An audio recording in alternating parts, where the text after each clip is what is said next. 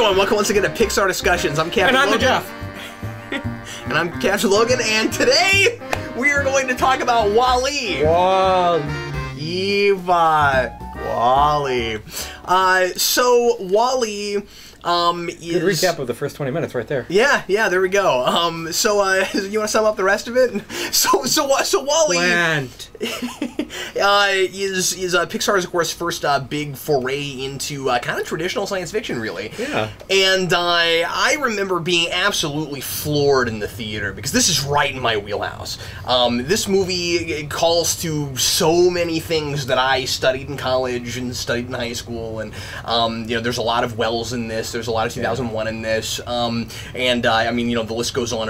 And yet, one of the things I love about it, and that I really picked up on in the theater, is that it manages to make a lot of ideas that I had studied a lot, being, you know, huge into science fiction, accessible to a general audience. You know, there's a lot of stuff. There's a lot of stuff in this that like there's a lot of themes and things that you do see in some mainstream, but it's not always as effective as it is here. And I was just like really impressed with that. Where does this one fall for you? Is this one of your favorites? Is it in the middle? I'm amazed by this movie. Yeah, I really like it.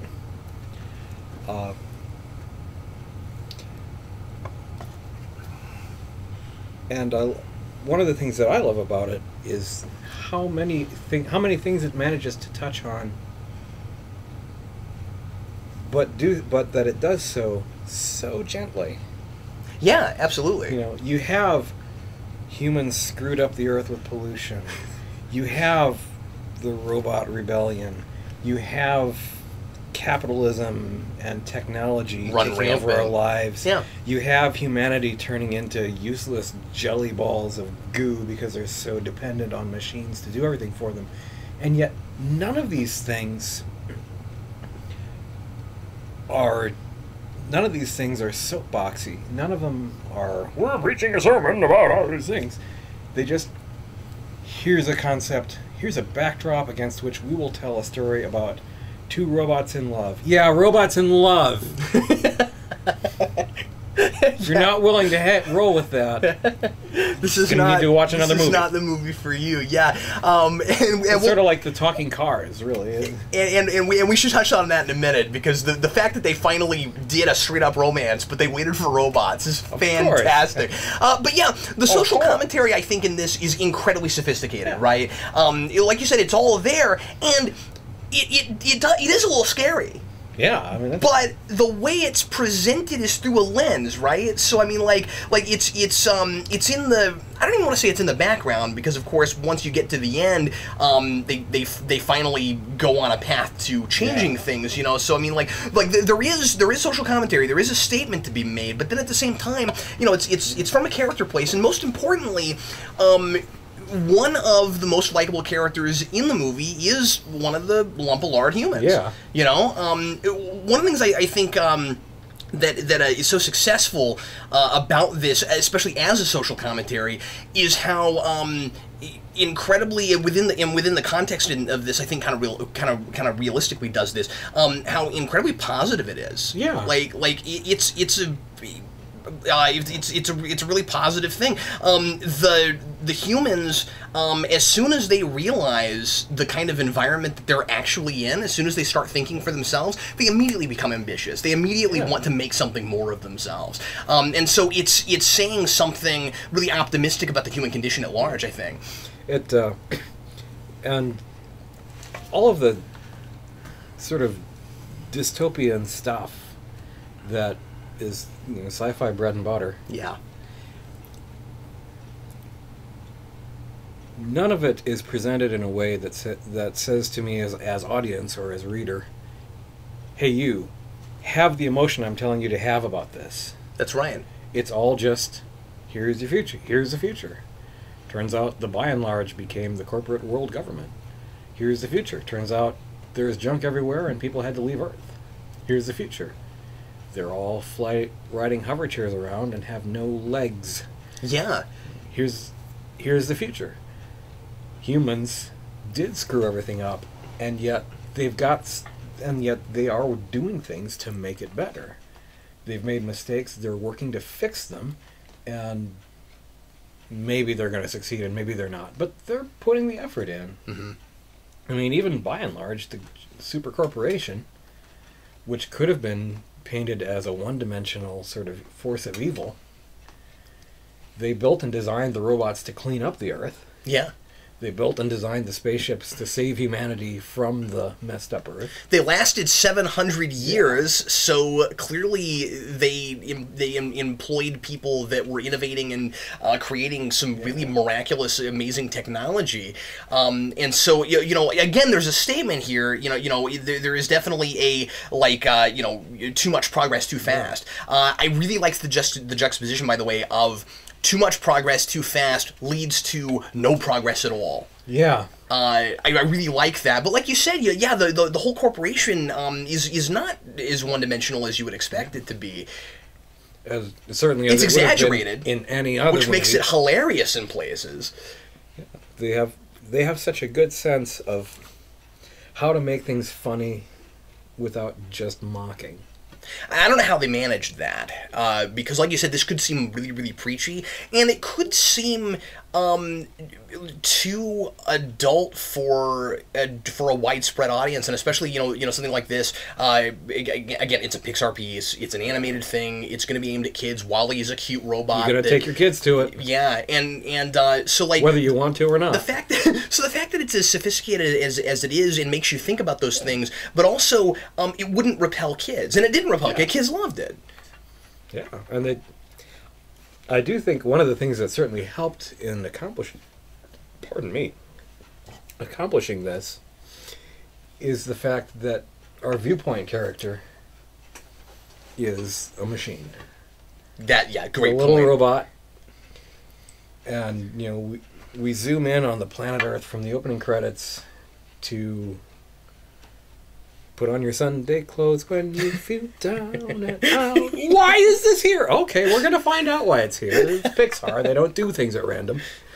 But, and in this one especially, everything means something, and we'll get into that. All thematic. Yep. And we zoom in, and here's this little robot, and all he's about is scooping up garbage, cubizing it, and then stacking it neatly.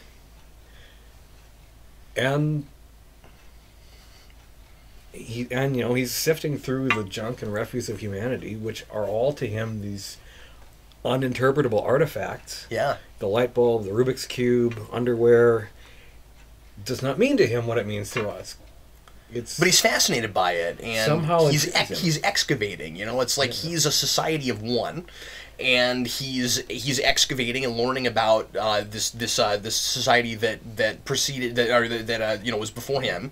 And you wonder whether the capacity to be fascinated by these random artifacts is something that he had when he was built and started the job of cleaning up the Earth. Yeah. Or whether this is something that just began to form in him over centuries of scooping up garbage, cubifying it, stacking it neatly.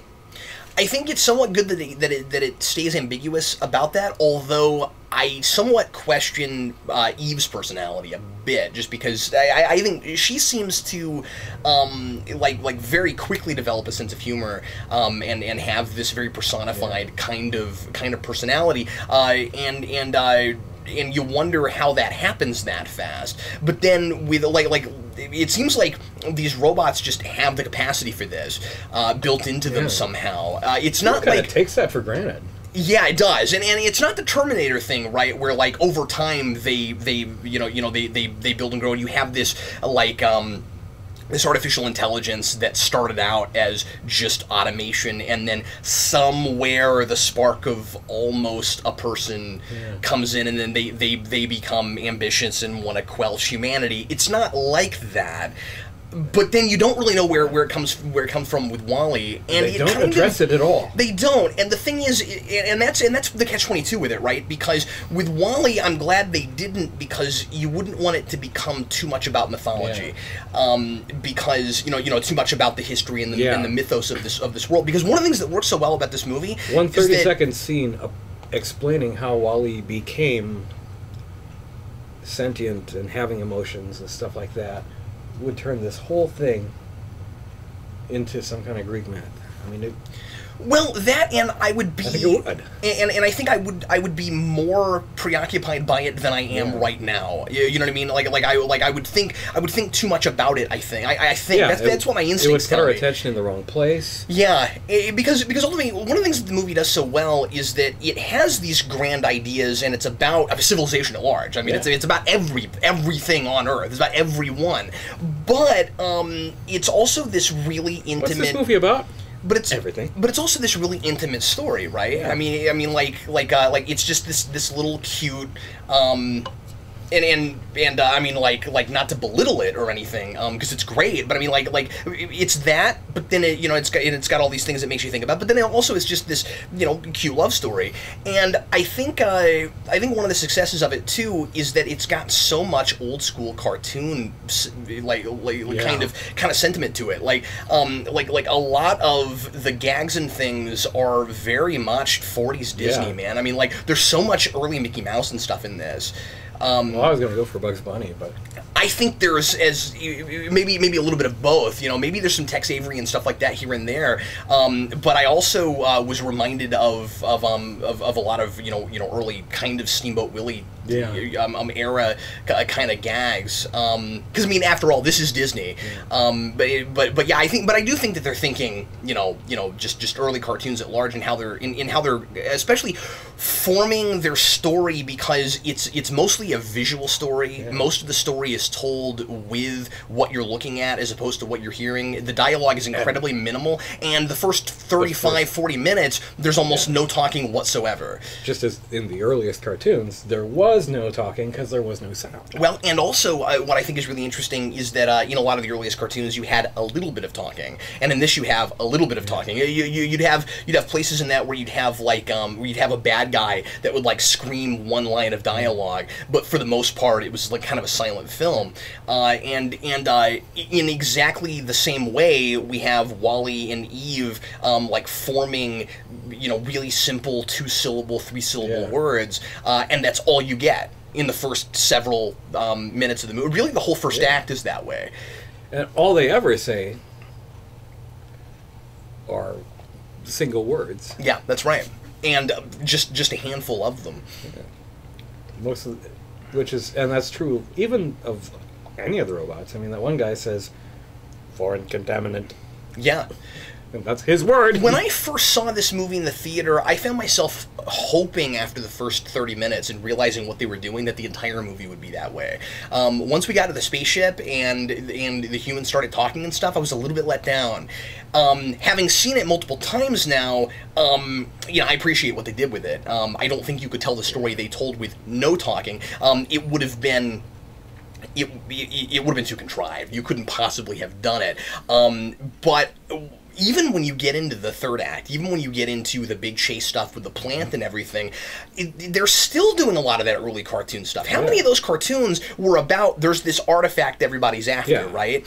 And also, while I'm there, let me mention that I'm often on about artifact plots, where the artifact, where people trying to get their hands on an object takes the place of actual development of creating three-dimensional characters and making them interesting, and having them importantly propel the story because of motivations beyond just I want this thing.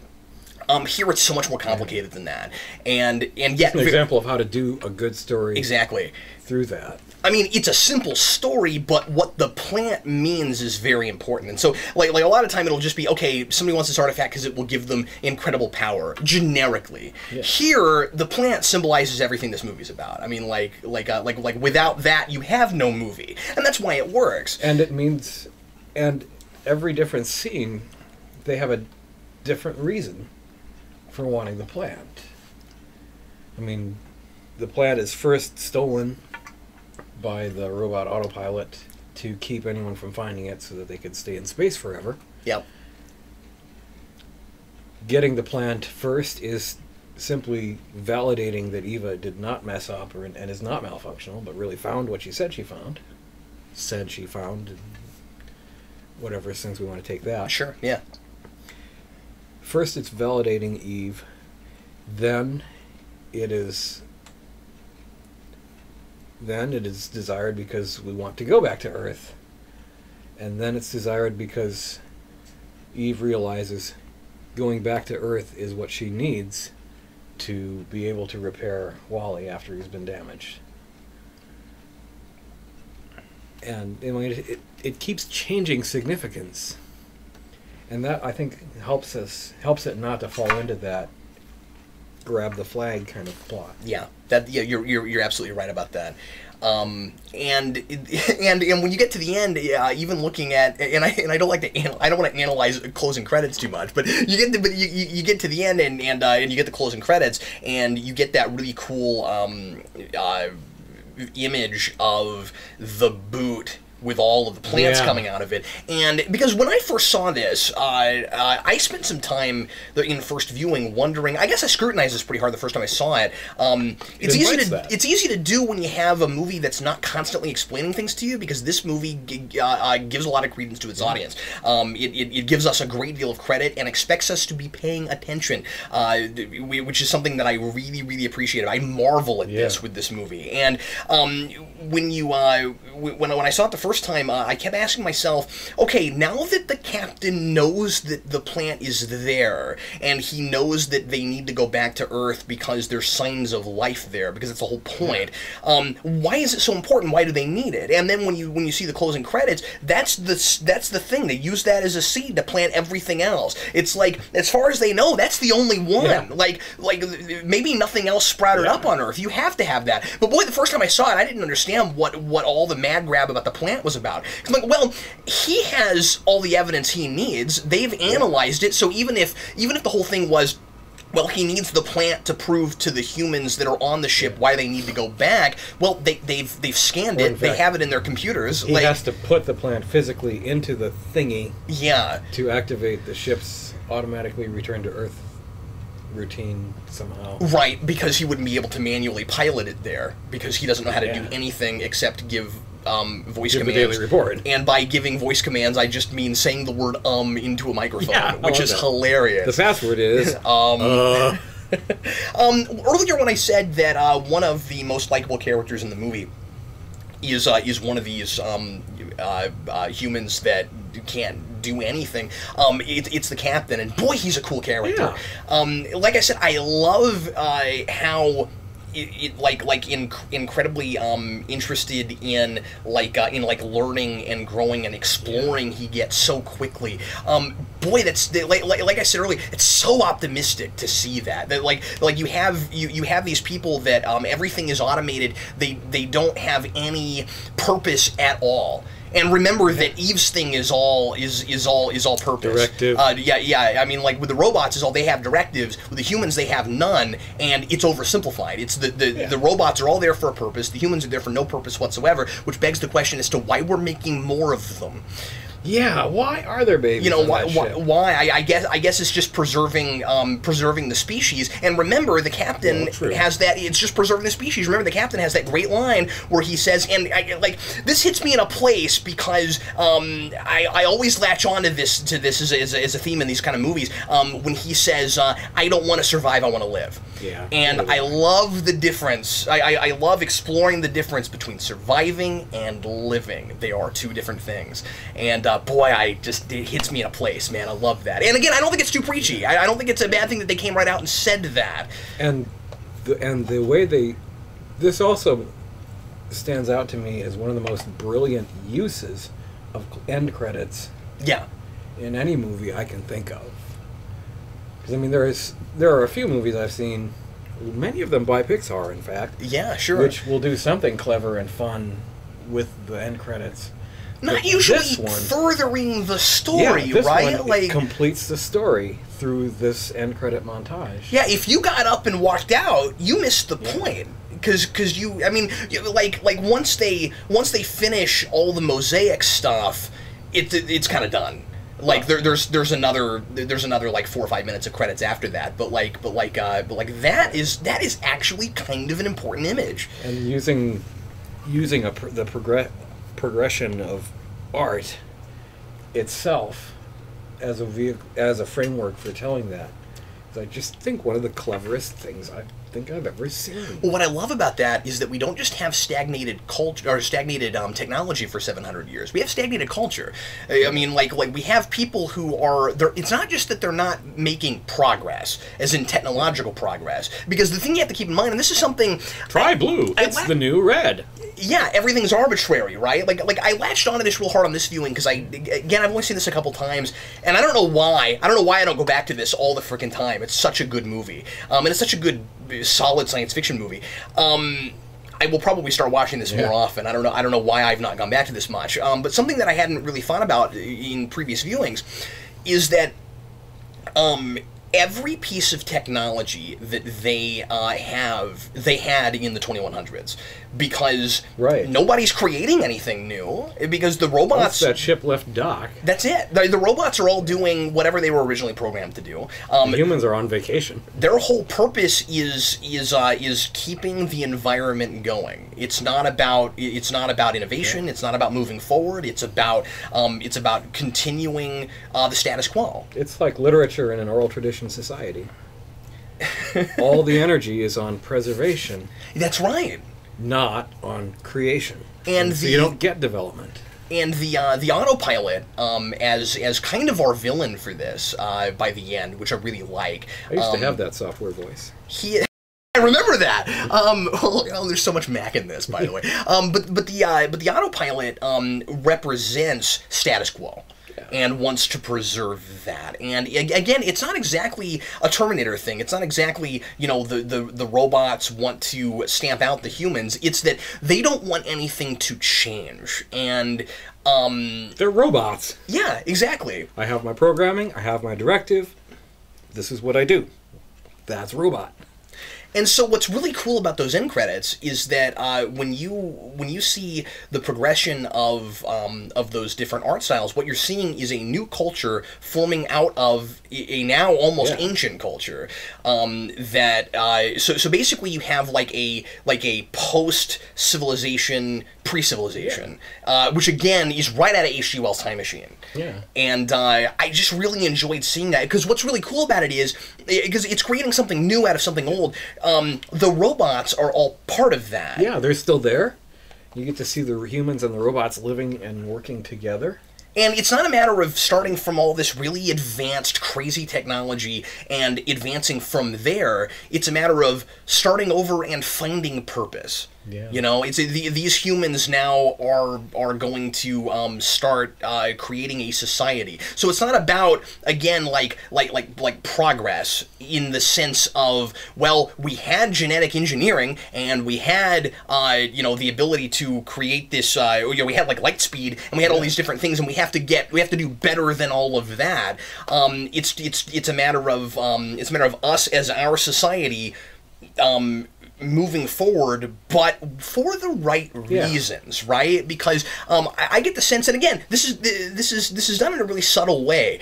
I kind of get the sense, and this is maybe just my own read on it, that with the by and large, with the kind of one world government / corporation, you've got innovation for the sake of selling stuff. Yeah. So it's not really about progressing the culture, right? Yeah, it's about, well, we have to create new things because people get tired of the old things and they need to buy it. So we have to make sure people get tired of the old things, so that we'll be able to sell them new things. Ergo, there's no responsibility, and that's why the society crumbles. Yeah. Because they're not thinking about all the horrible things they're doing to the earth. And of course there's an eco thing there and that sort of thing, but I don't think that they're, again, I don't think they're saying, this is where we're going, but it's a possible future. Yeah, it certainly reminds us of that. And yet also it's exaggerated in the sort of way that makes it escapist enough to enjoy it rather than being terrified by it. It allows us to enjoy a story set there, and importantly, everything is balanced. For the apocalyptic place that we start with, we're given the ending of a whole new world and a whole new life, and a whole new recreation of what's been lost. I mean, for all the garbage, we have people rebuilding. For all the jelly blob living, surviving.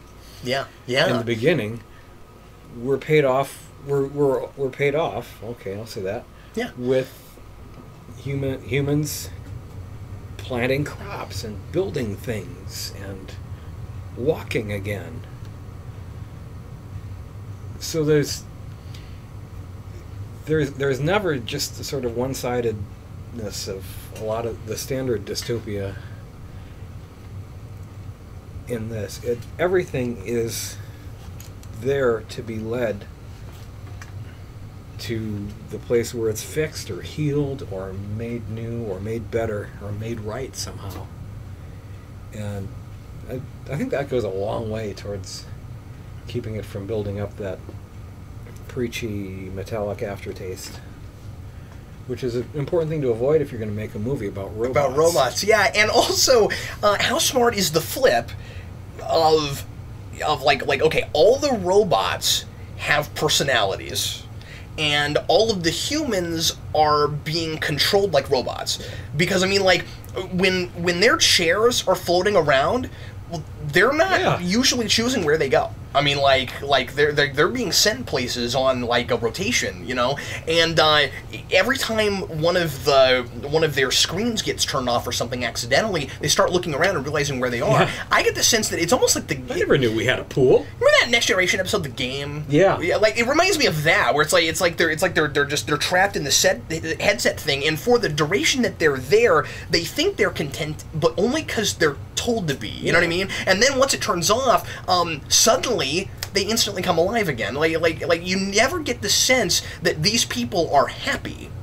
No. Because you couldn't be living like that. The word doesn't really mean anything. And importantly, it's made light of some where, I mean, there's a lot of humor that comes from all of that, but you feel sorry for these people, and you never find yourself blaming them for what's happened to them, because they can't help it. They were born into this. As far as I can tell, they were a lot of them, well, I guess at this point, all of them were genetically engineered. That's the only thing I can figure, because none of these people are having relationships, so I don't see how they would be reproducing. And we see, I just want to mention this real quick as a footnote, because I think it's interesting. We see this pot of babies, and we also see toddlers being taught things in school. Yeah. But you see this pot of babies, and I'm like, well, how did those get there? So it must have been, it must have been some kind of eugenics, is the only thing I can figure. They're all test tube babies. Except, unlike Brave New World, where some of the genetically created humans are alphas, and they're going to be the elite ruling class, and some are betas, and they're going to be the next level of functioning people, and some of There's them are, one social class. Here, everybody is omegas, because humans are irrelevant to the running of the ship. Yeah, that's right. Well, and what's really interesting about that, I'm glad you brought that up. I just thought of this, is that it's kind of a ship that exists for no purpose at all. Yeah. You know, because the robots were programmed to just... Yeah, because the robots were just programmed to keep these humans going. Like, that's all they're there for, and so they never consider why. You know, at all. And that's the problem, is that it's life completely without purpose. We're all entirely detached. Well, and yet the robots have at least that as a purpose. Right. The robots at least have a directive. But and the humans have no purpose. They have no purpose. And that's why the robots have personality, and the humans largely don't. That's right. Well, and you're right, and you know what? Maybe that explains the Eve thing. Maybe the issue is that because that's the only thing that I'm kind of wondering about. Maybe the idea is it's not Wally that gives her a sense of humor, it's that he brings it out in her, but she already has it, because all of these robots have begun to develop all of this, kind of running their own society. I mean, they rule all of this, kind of without even realizing it. I mean, like, they all kind of operate as if they're still automatons, but they're not. What you gotta wonder, and again, it's nice that this is ambiguous, what you gotta wonder is, did they all have these kind of personalities in year one? Yeah. Well, it was... And I forget... And then why doesn't the autopilot? Yeah. Because he's isolated. Because he's entirely by himself. It's him and the captain. That's it. He doesn't interact with any of the other robots. That's why he never catches put on your Sunday clothes like every other robot. Yeah, and that's also why he's the only one that is so on about we can't go back to Earth. Well, he was programmed to be. He was programmed, yeah. But also can't grow out of that programming. Yeah. Like I think maybe some of the other robots have is the suggestion I'm making. There's at least one other property, and I hesitate to say which one I think it is because I may not be remembering right. But I know there's at least one where robots are built and designed with personalities because it was discovered that I keep wanting to say this is a hitchhiker thing because it just seems like it would be, but I am not positive. Well, and of course we do know that the robots there have personalities, yeah. But that the idea was that instead of programming a robot for a task with all sorts of specific how to do this task, what you do is build a robot and program it with an overpowering desire to do this task, and then it will figure out a way. Yeah. And then you don't have to figure out how it's going to do its task. All you have to do is give it desire to do the thing that you want it to do, and then it will be driven by that desire to find a way to do it and accomplish it. That's interesting, yeah. And of course, that's not exactly what we have here, given that Eve has this kind of automated thing where, like her directive completely overpowers her. She seems to snap in and out of it. In and out of it, yeah, exactly. She can find other interests. Whereas as foreign contaminant bot relationship with Wally, yeah, is trapped forever as foreign contaminant bot. I mean, we even see him in the new world back on Earth, zooming around trying to vacuum up all the dirt. What else should we talk about? I mean, let's talk about the relationship because, like I said, it's really interesting. We have this love story between robots, and between two robots who represent technology so far apart. Yeah, I mean, Wally is. Well, in one sense, I guess they would both really have to date from the same period. Yeah, they would, but they don't look like it, right? Like she really looks like she's 700 years more recent, more advanced, right? Wally she's got all her parts kind of float and they're connected magnetically somehow. I never really understood that. Yeah, because it looks like the arm just kind of floats off the side, but if something hits her, it doesn't fly off. So and sometimes she doesn't. Never understood that. Well, we do see them like pop out, so I guess she has some kind of apparatus that allows her to do that. I mean that, and then she floats and flies. Wally has tractors, and just looks clunky. She's all elegant, and he's all clunky. It's Lady and the Tramp. Yeah, that's right, and that's. I mean, I think that's more symbolic than functional, right? It doesn't not work. It doesn't bear too much thinking. But you do have to kind of wonder why Wally wouldn't have been built a little better if he was built from the exact same... Although, it is possible, I just thought of this, that you had these cleanup bots for a lot of years... Yeah, that may. And he may be an older technology. He may be an older technology. That's entirely possible. And I like the fact that in the spaceship, in the garbage area, are two giant versions of Wally. Like trash compacting robots are trash compacting robots. It's about the same idea, different scale, but about the same idea. They build them looking about the same. I just love that as a touch. I think it's interesting that as different as they are, their function is weirdly kind of the same. Almost, it's weird because okay, so Eve's thing is, and it's also completely despite themselves, especially with Eve. With Eve, she's a technology about discovery, except she's about a very specific kind of discovery. They're hoping they find this thing so they can go back, but in a broad sense, it's about discovery. She's hoping she finds this thing. And Wally is about discovering the past, and he's going around and excavating things and finding stuff. Now, that's not his function. I think that he has grown beyond just simply organizing and cleaning. But I think it's interesting. I mean, like he basically is a flea market bot, right? Like he goes around and he finds stuff, and he's developed this kind of sense of the past through the artifacts left behind, which is what antique stores are all about, and what is museums. This VHS tape you speak of? In museums and things like that, and so I think it's kind of interesting though that he kind of grows beyond that and becomes. About kind of discovering the past. Through discovering the past, they manage to forge ahead and create a future in the larger sense of the whole thing. But I think it's that sense of discovery that immediately makes sense that these characters would be so interested in each other and makes them relatable to humans, because again, the human beings on the ship aren't immediately, interested in discovery and learning and growing beyond themselves, because they're kind of forgotten, programmed not to, and then we find out that they are. So it's interesting that these personified robots, they're not just personified. I think they are this way because it was humans who built them, and I really like that. But anyway, that's the way I would like to see it. Certainly, the personality is in these machines, not because machines can develop personalities, but because people with personalities thought of those machines in the first place. Yeah, that's the distinction. They are a reflection of us because they are a reflection of us. Yeah. Made in our own image, we are the gods who create these creatures, yeah. And I mean, the humans in this movie are nigh to forgetting that humans invented robots and not the other way around. Mm-hmm.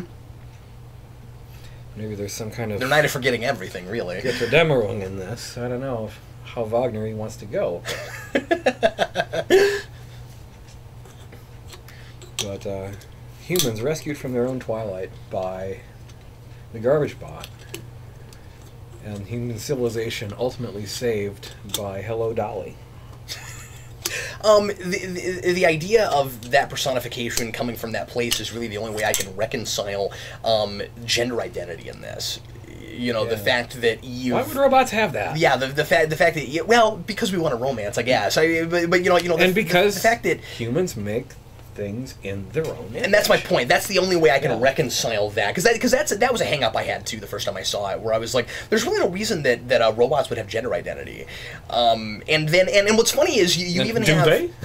Well, the captain refers to Eve as she. No, that's true. But I mean, that's what I'm saying. He, like us, interesting. Is operating on design cues and this may have no reality to the robots themselves at all. Well, except that at least from my perspective, and this seems to be what they were intending, making these characters. Eve is somewhat effeminate. She's more graceful than he is. She has this kind of cute girly laugh. And she blows stuff up at a moment's notice. Well, no. Okay, so she's a strong female character, Jeff. Destruction inherent in that. I do also think... a strong female character. And I don't know if this was important. I don't know if this was intentional or not, but I also think it's really funny that Wall-E kind of goes through this arc of trying to understand a girl. I think that's really funny. That seems to be there. I mean, he hands her a plant, like they're on their first date, he's going to give her a flower, and then she blows her top, freaks out, and then... it completely shuts down for a story reason, but he doesn't know what's going on, and so then for the next however long it happens, because who knows how much time is passing on Earth, we have no way to look at time, we don't know how much time is passing. He's carrying her around like they're... And by the way, that montage is fantastic. By the way, we've talked a lot about montages. More great montages in this movie. I think it just has the one.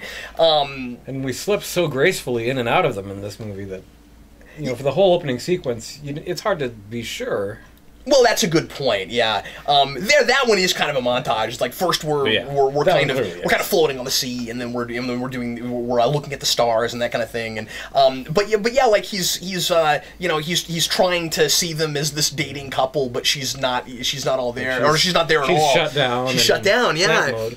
And the robot finally is about to give up on trying to make it with an inanimate girlfriend.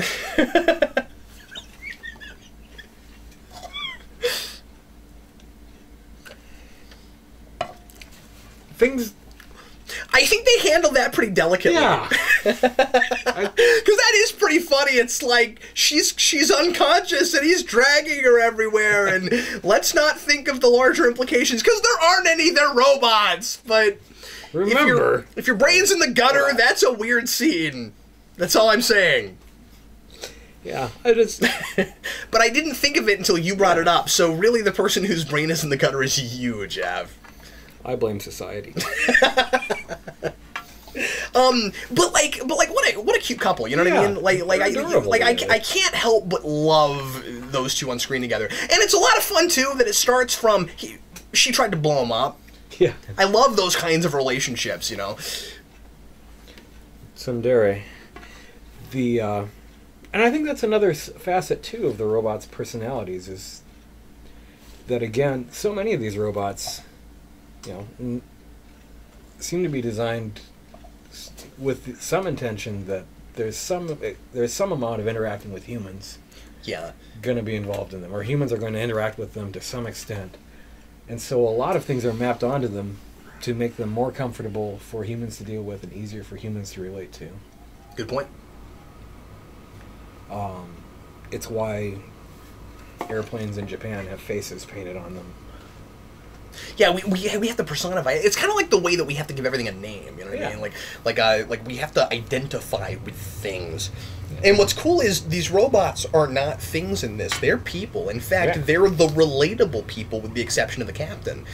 Until humanity wakes up. Wakes up, yeah, exactly.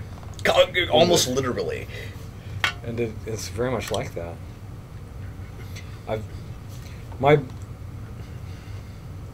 Second only to I don't want to just survive, I want to live, to me is the point at which, you know, we see hundreds and hundreds of people in their floaty chairs and their screens gathered around the pool, and one of them, who's been de-screened, thanks to Wally, notices, says, "Wow, I never knew we had a pool." There would have been nothing stopping. Well, and then we have that line from the captain. I didn't realize we had a track. We have a track? Yeah. It's sad. There's been nothing stopping these people for 700 years to get up and exercise. And the ship except that they have no reason to. The ship was originally designed on the assumption that they would be doing that and wanting to do that. That's right. Yeah. And it turns out 700 years Which in also space maybe helps make the corporation feel a little bit less two-dimensional that way too, right? Like you know, the intention was never we're gonna make everyone dormant and completely useless. Well, exactly. You know, they were going to create a society on that ship, but this isn't a society at all. It's apparently after the ship has been launched that the determination was made that Earth was never going to be habitable, and we're just going to keep everybody out in space forever. Yeah. That's the way I read the scenes with Fred Willard. I agree with you. If I may switch gears for just a moment. Use a clutch next time, man. I really like, because you reminded me of a point I wanted to make. One of, I think, the best things about this movie, and boy, I got very little negative to say about it. One of the things that this movie, is a tour de force about is it gives you so much information visually, and like I said, it gives the audience a ton of credit. So it tells you really useful information that sometimes if you missed it, you'd still get the gist of the whole film.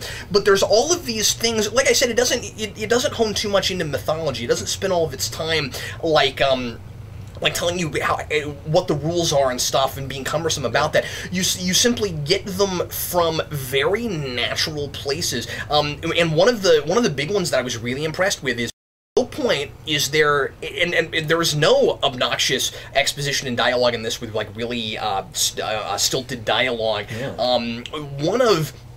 One of them is there's this scene where you see pictures of all the previous captains, and you see dates for how long they were captain, and that's how you find out how long the ship is able to keep people alive. These guys were captains for like 150 years, which means they live closer to 200 probably. That's really interesting. That's information you want to know. Now, if you missed it, you know, the movie stands the same, but it enhances the experience. You learn more about this world. Well, like the progression, how the first captains in that lineup are actually look close to photographs of actual humans, and as you pan down this line, they get more cartoony and less photographic, and they also get blubberier. Right. And you can see the progression of humanity from what we recognize as people to boneless, skinless space blob people over the course of the space blob people. And we're allowed to see that in the progression of the captains. Then later on we see I think it's in the Back to Earth video. Yeah. About the bone loss and explaining. And they tell us about it. And that's something we get a chance to figure this stuff out. But yeah, we get the chance to notice and figure things out for ourselves. Well, and it's rewarding. Yeah. Right? It's fun to watch a movie and feel proud of yourself for paying attention, you know, and drawing conclusions. And if you pay attention, you are rewarded for it. And in fact, this is a wonderful example. Just talking about this one scene, because you and I have a tendency to spend 10 minutes on like 3.5 seconds of footage. You picked up on something there that I didn't pick up on, that I was going to ask you about, and you've now fixed up an issue I had with this movie just with this. Isn't that amazing? Yeah. I could not reconcile why we had live action people in this movie. That makes perfect sense. That we go from this progression of, because it's cool. As they become, because it's like, why are they real looking people before? I always thought that it was inconsistent and strange, but what it is. This is really interesting, is as they become more cartoony, it's like they're less of people, you know? Like, they start as real people, they look like you and me, and then as time goes on, and they become more automatons than the actual robots. And losing their personhood in the same progression as they're becoming more cartoony. Can you believe how much is going on in that lineup of pictures? Like, fascinating. 15 seconds of watching lays so much on the table, and they don't grab you by the nose. They don't yell, "Please pay attention to me." And it makes it another one of those movies that up to you. That is you can appreciate more on multiple viewings. You might wonder where the name Wall-E came from if you're paying attention. There's a quick scene. There's a quick bit where they show you a wall, like a placard, and you see Wall-E spelled out, and it's an acronym for something. Location, something or other. Yeah, I forget what exactly it is, but it's there. Yeah, and we're given the. EVA is also an acronym, and we're given that later on. Oh, I'd like to. I didn't see that. I'd like to know what that is, because Eve clearly experimental vegetation explorer or something. Oh, okay. Because obviously the name is an Adam and Eve thing. I mean, like, Wall-E and Eve. Yeah. But I mean, like I'm sure that's why they chose that, right? Because gotta be. It's gotta be, right? I mean, like, you know, you're talking the beginning of life. What other name would be more appropriate than that? Wall-E and Eve. Well, it would have been way too on the nose if his name had been Adam. That would have been terrible. Plus, you can't make this a straight up Adam and Eve scenario, because it's not like it's not like they're kicked out of a garden or something. This is not a perfect metaphor. And in one way, those two, in one way, their story it's only vaguely symbolic. Yeah, completely tangential to the story of humans, from Earth to space and back to Earth, from over-technologized, polluted, and destructive to jelly blob people, to regaining life and purpose and humanity. Yes, because ultimately... Just like like Vacuum Bot. He has his own little story. He could have his own little short cartoon.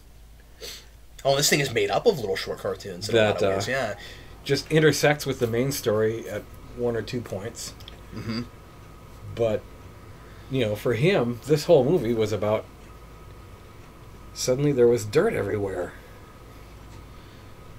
And I had to jump off my painted line on the floor to follow the dirt. He has a story. Yeah. It's interesting that that Wall and Eve have their specific reasons for being, but because they're part of this grander thing where nobody really has any reason for being. You know, there's this kind of grander society that's kind of stagnant and pointless. They have to kind of discover a purpose themselves. You know, by the end. So, like, while humanity discovers purpose, they do too, to a degree, or at the very least, they discover each other. Because remember, at the beginning of the film, I mean, we do have, you know, the basic protagonist who wants something and then finds it, and then how does that, what does that tell us about him, and how does that change him? Wally at the beginning, he's just looking for companionship. He's got that bug, and that's all he's got, you know. And then he finds it, and then suddenly he goes up into space and he finds tons of people and robots, and what do you do with that, you know? So it's ultimately the story of what if you suddenly got everything you wanted. Yeah. We're even allowed to be pretty much in the dark as to how much of the other arcs of story that make this movie he even has any clue about. Yeah. Well, yeah, that's exactly right. I mean, everybody's kind of in their own little world, and it takes because people are so, especially the human beings, are so oblivious to everything else. I mean, because isn't it interesting, by the way, that you know, the captain wants to go to Earth because that's the directive of that part, but he still doesn't understand the larger implications. It takes him forever to finally get what the whole point of the plant is. Yeah. Because remember, like, okay, so they find a plant, so he's told that means they've got to go back to Earth, but he doesn't even realize that it's burnt up cinder and there's nothing going on there, you know, because he learns all that stuff.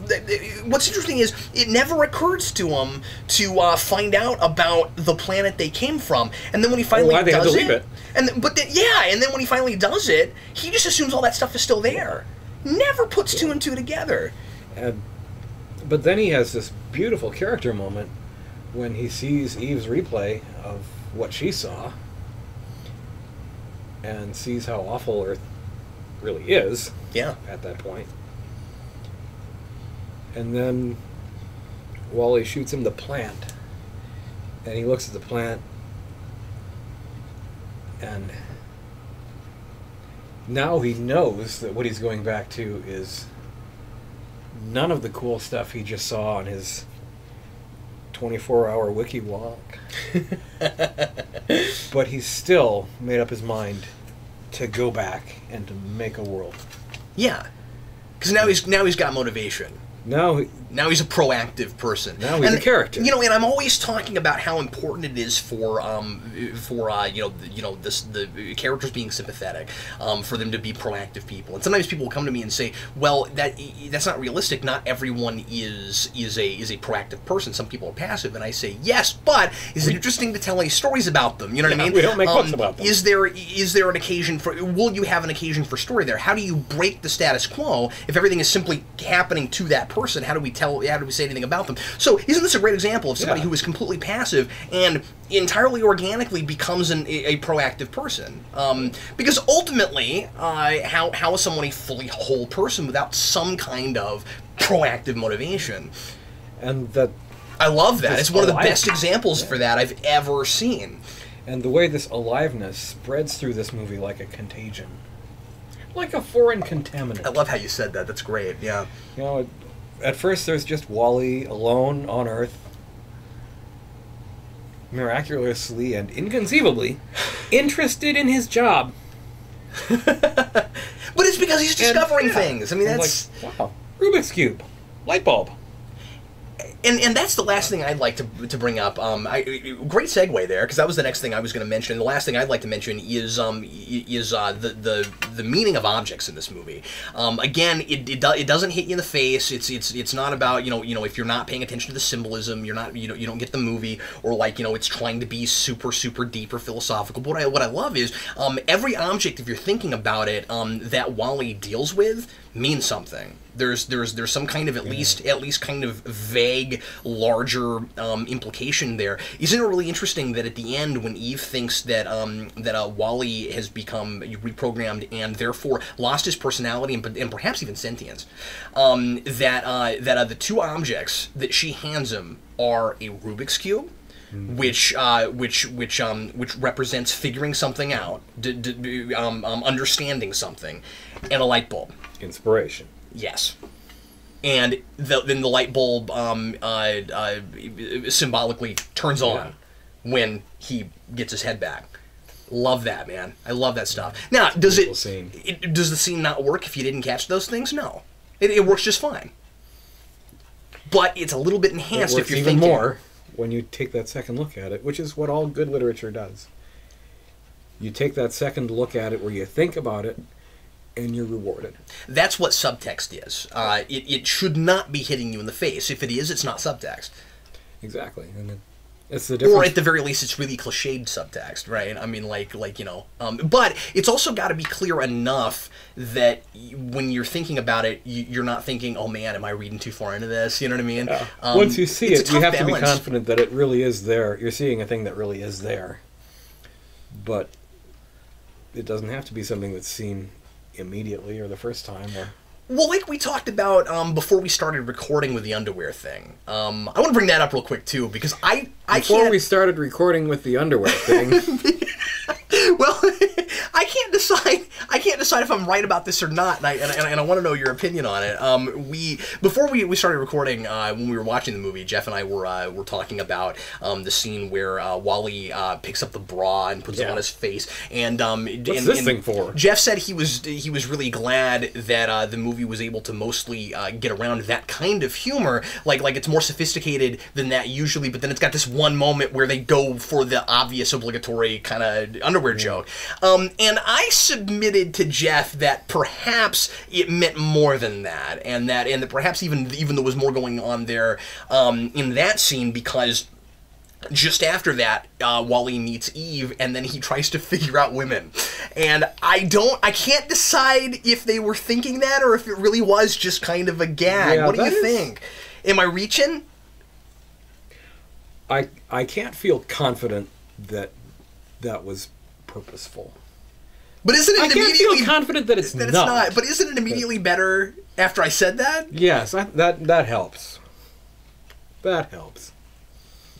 Anything else you want to bring up before we close? Life is contagion. Yeah, that's one of the coolest things you've ever said, man. It started with Wally and the robot, and he meets Eve, and she suddenly kind of comes alive. She snaps in and out of this alive mode. Sometimes she goes back into robot mode, and then sometimes she goes into paperweight mode. Right. But floating paperweight mode. Yeah. What use is a floating paperweight? Well, see, it's a movie about uselessness. Yeah. See, I used to have a program for one of my old computers called Paperweight that pretended to be systematically destroying and burning all the chips and frying everything out and leaving you with a nice computer-shaped paperweight. That's awesome. But Eve gets the personality. Wally they go in the ship. They reach the Axiom. They start meeting all these other robots. Every robot Wally comes in contact with starts picking up stuff. Some of them start humming his song. The typing robot who controls a door somewhere waves back to him. Oh yeah, good call. All these really subtle bits of personality. Yeah. And then they get to the infirmary where all the malfunctioning robots are, and all sorts of chaos comes out of that. But everywhere, little by little, and Wally interacts with the humans, and they too come alive. Yeah. Like, aliveness somehow spreads by these little contacts. And it's almost as if he understands humanity through all of those artifacts that he was looking at, and like reminds everyone what the point of living is. He's and it's bringing about, it back and to isn't them. it interesting that it's about the little things, right? And he's bringing it back to humanity, which he received from all the stuff that humanity threw away. Yeah. Oh, that's good stuff. You know, post-apocalyptic is so in right now, and have you ever seen it done this thoughtfully and also this entertainingly? Like this watchably. It's so Never. but it's so entertaining, and it really is a post-apocalyptic film. Like, it turns into a, not that by the end, of course. It's an optimistic post-apocalyptic film.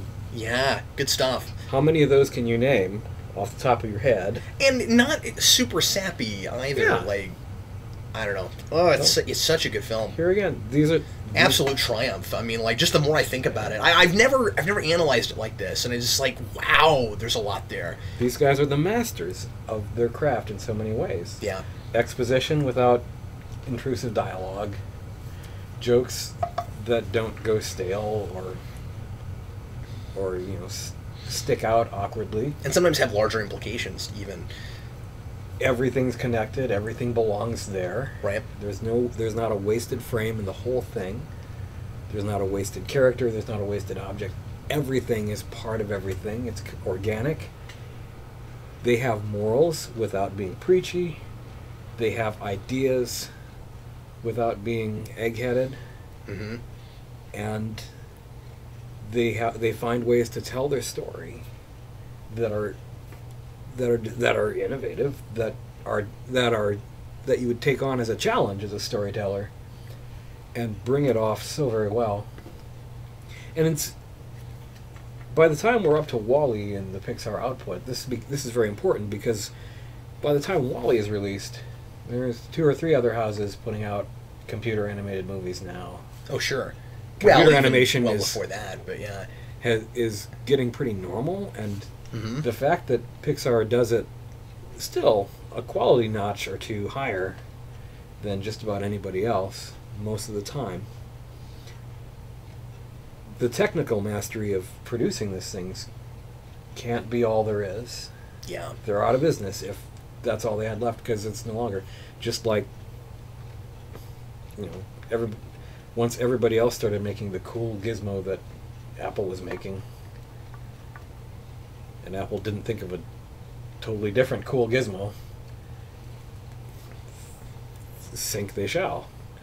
Mm-hmm.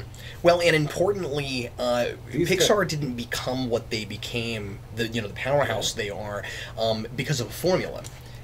They got that way because they do have kind of a certain brand of storytelling, but it's not just a formula. It's not you plug in for X and Y and you get instant success. Every time you watch a Pixar movie, generally you get something brand new, and it's thought provoking, and it makes you think about something you hadn't thought of before. So like they've got to have that every time. And I think it's really interesting talking about that with this movie, given that it's a movie about stagnated culture. And by comparison, think of the Disney legit animated films, the whole canon of them.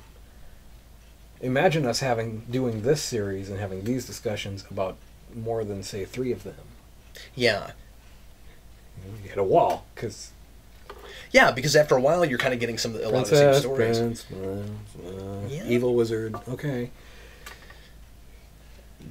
These guys are. To be fair, some of them have different things going for them, but I see your point, though. Yeah.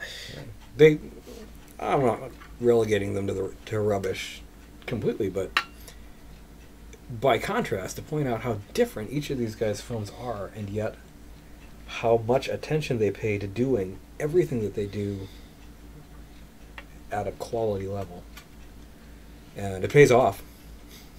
And speaking of that, next time we're doing Up, which is so different from anything else they ever did. Which I guess I could kind of keep saying with everything. You're gonna hear those words a lot if you follow the series. But man, Up is such an interesting film. I can't wait to watch it again. It's one of my favorites. It's in my top 3. I really love that movie, and it's the one that I cannot watch without crying. 15 minutes in, I completely lose it. I went and saw that movie at the Fork and Screen at AMC. So I was having dinner watching that movie. Oh, wow. And, man, I was eating pizza just like... but anyway, so I can't wait to talk about that. Sad. Really... Yeah, it really was. Anyway,